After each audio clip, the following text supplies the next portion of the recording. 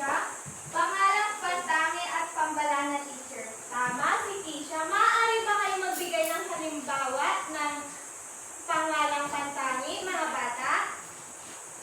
Paris? Dr. Cruz Knight, Alaminos City.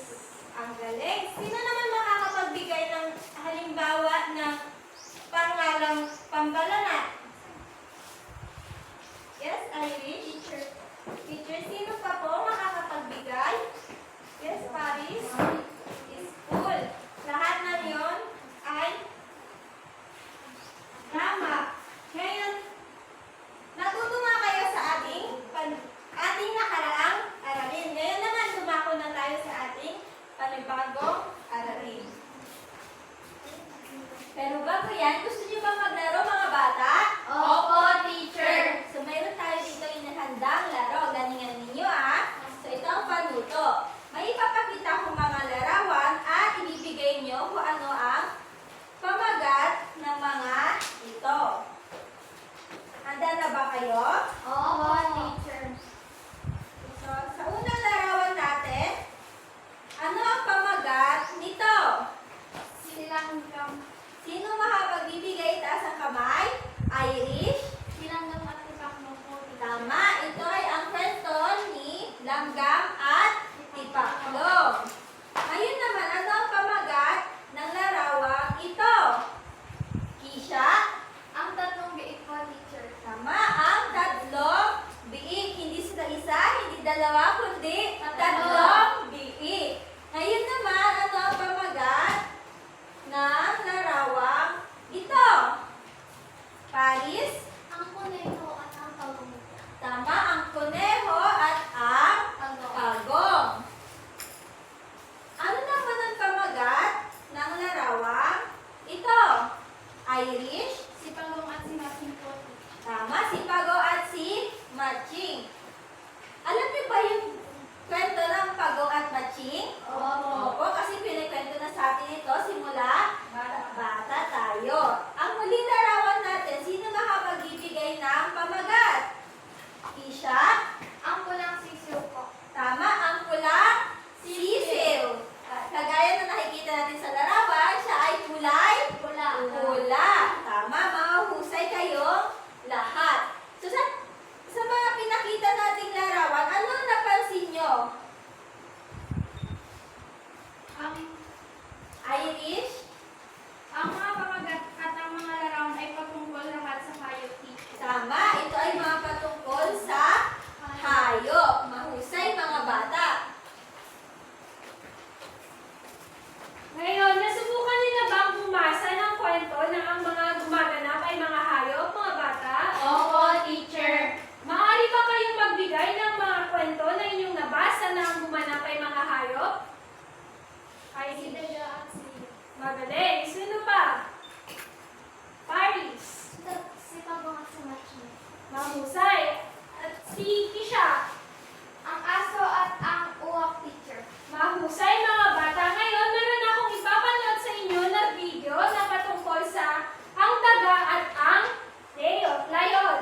Makinig at panoorin niyong mabuti ang video dahil pagkatapos ninyong manood ay may mga katanungan ako kailangan niyong sagutan. Naintindihan ba, mga bata? Opo, teacher. Okay.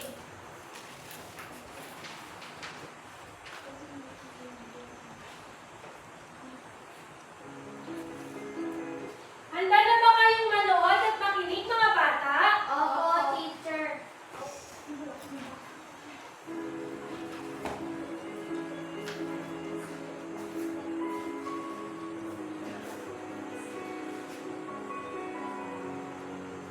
Ang daga at ang leyon. Isang daga ang nakatuwaang maglaro sa ibabaw ng isang natutulog na leyon. Kanyang inaakyat ang likuran ng leyon at pagdating sa itaas ay nagpapadaos-dos siya paibaba. Sa katuwaan ay hindi niya napansin na nagising ang leyon. Tinakman ng leyon ang daga at hinawakan sa buntot na wari bang balak siyang isumpo at kainin. Natakot at nagmakaawa ang daga. Ipagpaumanhin mo, kaibigan. Hindi ko sinasadyang magbalait ka sa pagtulog mo. Wala akong masamang hangarin. Nakatuwaan ko lamang na maglaro sa iyong likuran. Huwag mo akong kainin. Paiyak na sabi ng daga. Nabakas ng leon sa mukha ng daga ang tunay na pagmamakaawa. Sige, pakakawalan kita. Pero sa susunod ay huwag mong gagambalain ang pagtulog ko. Sabi ng leon. Salamat, kaibigan. Bahalang araw ay makahaganti rin ako sa kabutihan mo. Sagot ng daga. Lumipas ang maraming araw at minsan sa pamamasyal ng daga sa kagubatan ay napansin niya ang isang lambat na nakabitin sa puno. Lumapit siya upang mag-usisa at agad niyang nakilala ang leon na nahuli sa loob ng lambat na ginawang bitag ng nangangaso sa kagubatan. Dali-dali inakit ng daga ang puno at minatngat ang lubid na nakatali sa lambat. Agad namang naputol ang lubid at bumaksak ang lambat kasama ang leon sa loob. Mabilis na bumaba ang daga at tinulungan ng leon na makawala sa lambat. Umutang ko sa iyo ang aking buhay. Laking pasasalamat na sabi ng leon sa kaibigang daga. Ayan, kayo ba ay nakinig at nanood mga bata? Opo, teacher. Ayan, so sino-sino ang gumanap na tauhan sa kwento? Si Daga at si Leon po. Mahusay. So, ang mga tauhan ay sina Daga at Leon. Mahusay. So, ano ang unang nangyari sa kwento, mga bata? Paris. Sa isang gubat ay may isang leon na natutulog sapagkat pagkatapos itong kumain. Lumapit ang daga sa natutulog na leon at naglaro ito sa ibabaw ng leon. Nagising ang leon dahil sa ginawa ng daga. Mahusay. Bigyan natin siya ng 3 palakpak, class. Ayan, pagkatapos magising ng lion, at ano ang sumunod na nangyari sa kwento? Irish. Hinuli ng leon ang daga at nagtangka itong isubo ang daga. Ngunit nagmakaawa ang daga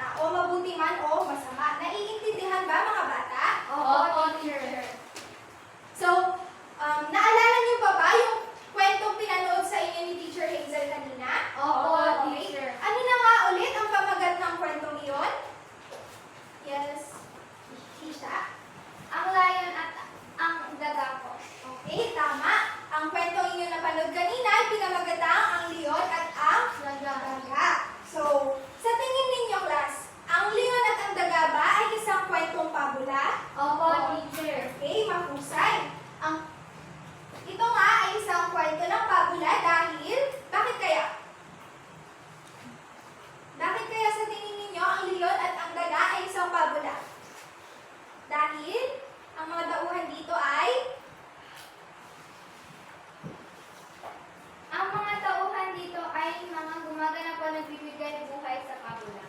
Ay isang hayop. Okay, mahusay. So, meron tayong apat na elemento ng pabula. Ito ay ang tauhan, tagpuan, banghay, at aral.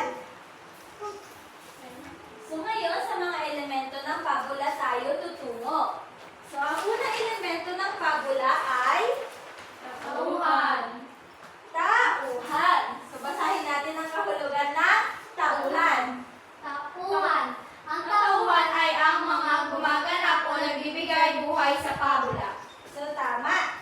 So, ang mga tauhan sa isang pabula, ito yung mga hayop na kumikilos, nagsasalita, o gumaganap sa isang kwento kagaya ng tao. So, sila yung nagbibigay buhay sa isang kwento. Ngayon naman, ang pangalawang elemento ng pabula ay Tagpuan.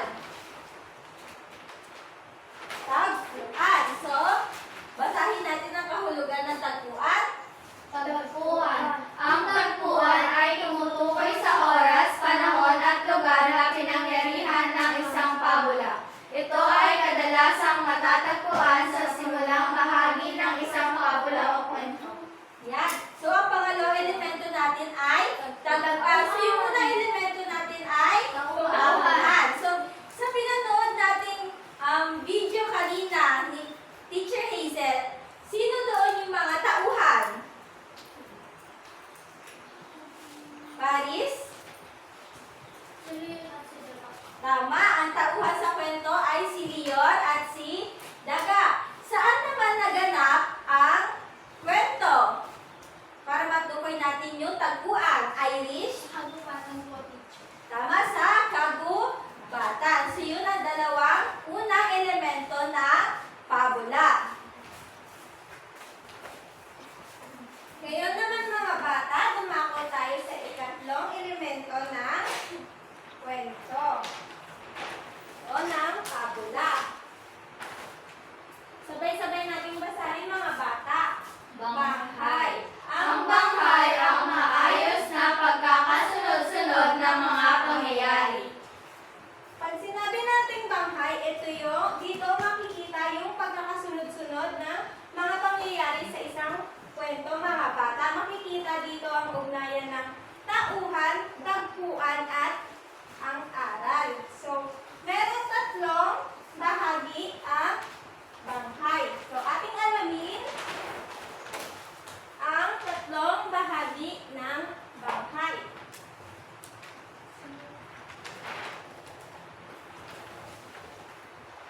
So, basahin natin ang unang bahagi ng banghay. Sabay-sabay tayo.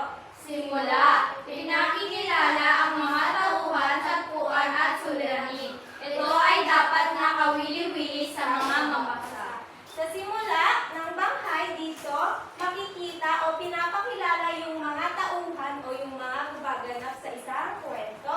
Dito din, ipinapakita kung saan nangyari ang isang kwento. Ang simula ay dapat nagbibigay interes sa mga mambabasa. Ngayon naman, dumako tayo sa ikalawang bahagi ng banghay. Basahin natin lahat. Gitna. Dito inilalakad ang mga pangyayari mula sa pagpapataas na kasiglaan hanggang sa kapanabik na tagpo. Sa gitna naman, mga bata, dito ibinibigay yung mga suliranin sa isang kwento. Ngayon naman, dumako tayo sa ikatlong bahagi ng banghay. Ating basahin, mga bata. Wakas. Ito ay ang katapusan ng kwento at ang aral o mensahe na napupulot sa pabula. Sa ikatlong bahagi ng banghay, mga bata, dito na nasusulunsunan ang suliranin na nangyari sa gitna kanina. So, dito, sa katapusan, dito na magtatapos ang isang kwento at dito rin natin mapupulot yung aral o mensahe na gustong iparating sa atin ng isang pabula. Ayan. So, atin namang basahin ang panghuling elemento ng pabula na kung saan ito ay ang Aral. Ayan. So, sabay-sabay nating basahin ang aral. Aral. Ito ang mga kahalagan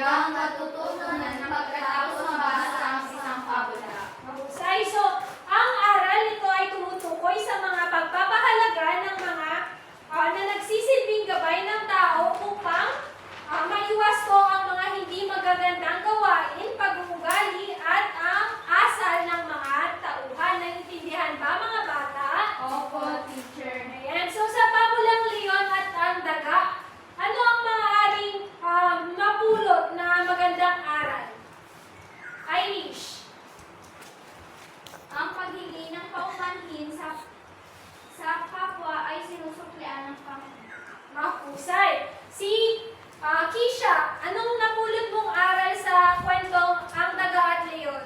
Ang pag-unawa sa kapwa ay humahantok sa mabuting pagkakaibigan. Mahusay. Ikaw naman, Paris, anong napulot mong magandang aral?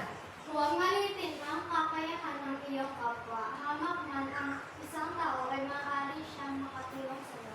Very good. So ngayon, nalaman niyo na kung ano yung pabula at mga elemento ng pabula. So naintindihan ba mga bata yung lesson natin today? Opo, teacher. May mga katanungan ba kayo? Wala po. Okay, so handa na ba kayo sa ating pangkatang gawain? Opo, teacher. Okay. Para naman sa inyong pangkatang gawain, igugrupo ko kayo sa dalawang pangkat.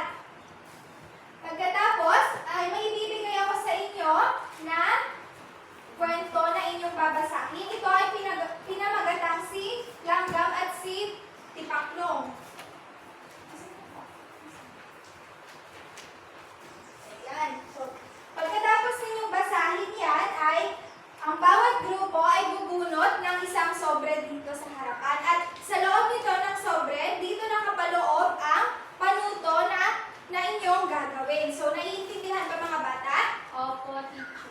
Okay, so, pero bago ang lahat, para sa envelope na nakabunot ng una, ang gagawin nila ay isasaayos ang pagkakasunod-sunod ng mga larawan ayon sa pangyayari na nabasa sa kwento ni Natipaklong at ni Langgam. Para naman sa isang sobre, ang gagawin nila ay itala ang tauhan, tagpuan, bahay at aral sa kwento ni Langgam at ni Tipaklong. Naiintindihan ba? Opo, teacher. Okay, so narito ang rubrics na kung paano ko kayo bibigyan ng puntos. Babasahin ko para sa inyo. So para sa nilalaman, 5 points kung naibigay ng buong husay ang hinihingi ng tatlong paksa sa pangkatang gawain. 1 point naman kung maraming kakulangan sa nilalaman na ipinapakita sa pangkatang gawain. Para naman sa presentasyon, 5 points kung buong husay at malikhaing naiulat at naipaliwanag ang pangkatang gawain sa klase. 1 point naman kung di gaanong naipaliwanag ang pangkatang gawain sa klase. And then, takdang oras, 5 points kung natapos ang pangkatang gawain ng buong husay sa loob ng takdang oras at 1 point lang naman kung di natapos ang pangkatang gawain. So, maaari nyo nang basahin ang kwentong ibinigay ko sa inyo. Okay, class, tapos na ba ang nagbasa? Opo. Okay, so ngayon, bubunot ang dalawang grupo dito sa sobre ito. Okay, group 1, sino ang representative? Okay, group 2. Okay, so bibigyan ko kayo ng sapat na oras para magawa ang inyong aktibidad.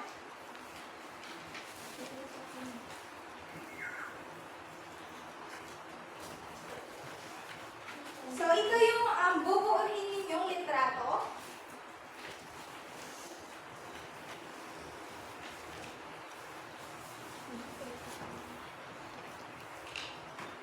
Okay, so tapos na ba ang lahat? Opo. Okay pa.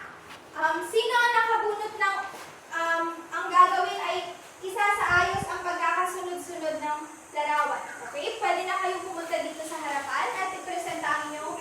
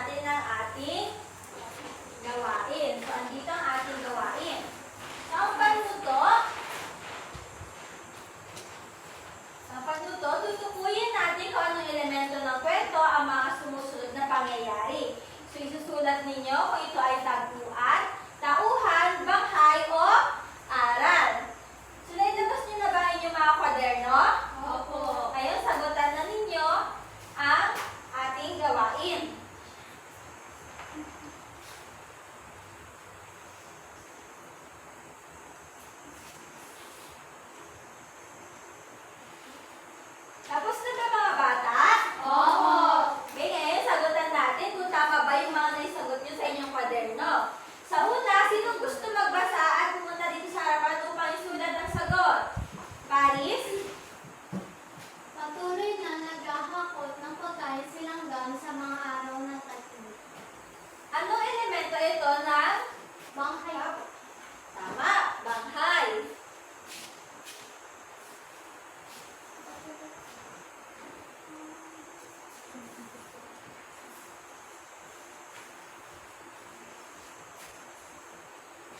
Maraming salamat.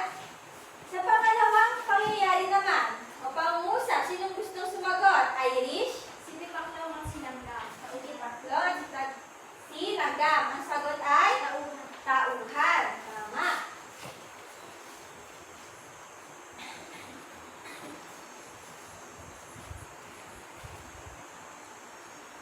Sa ating pangatlong pangyayari, sinong gustong sumagot? Kisha? Sa hardin sa kagubatan sa bahay. Anong parte ito ng kwento? Tagpuan. Tagpuan.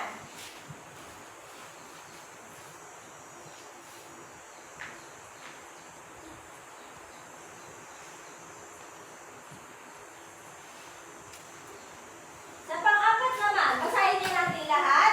Matutong pahalagahan ang bawat oras na lumilipas. Anong elemento ito ng kwento? Aral. Aral. So, aral ang ating sagot sa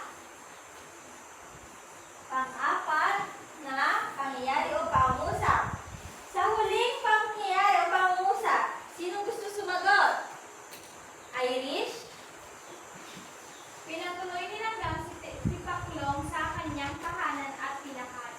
Anong elemento ito ng kwento? Banghay. Banghay.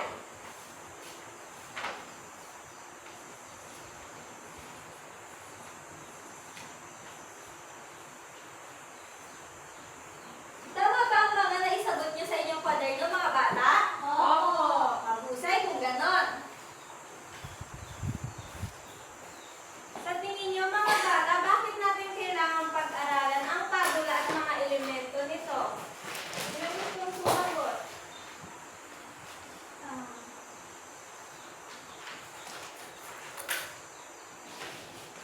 Aris?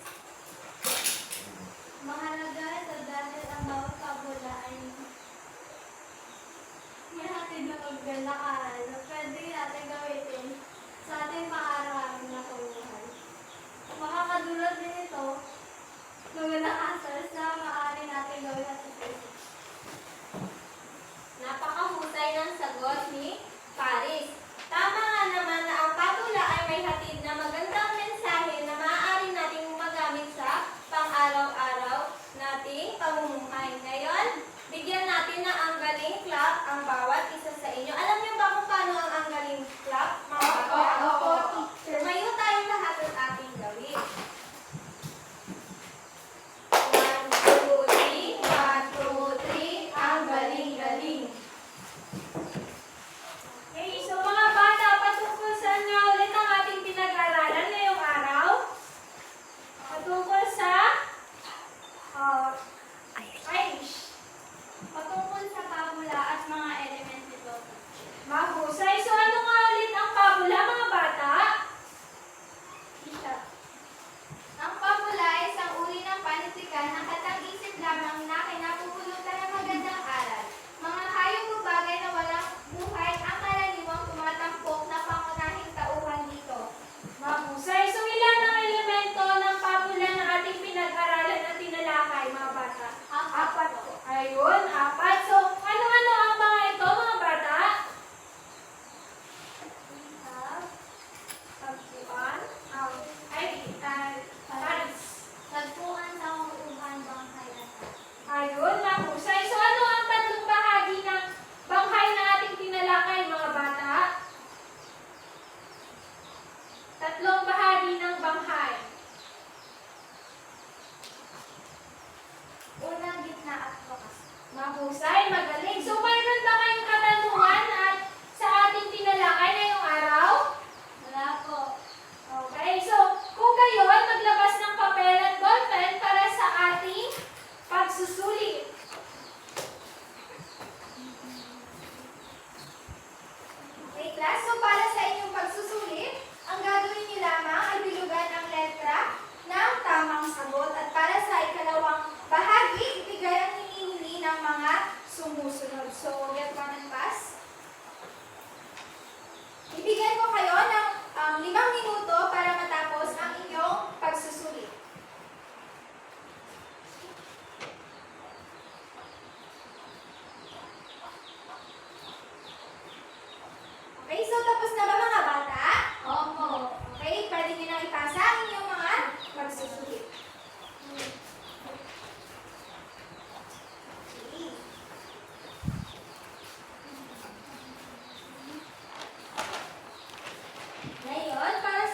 inyong assignment o takdang aralin, maghahanap kayo ng isang pabula at itatala ninyo ang tauhan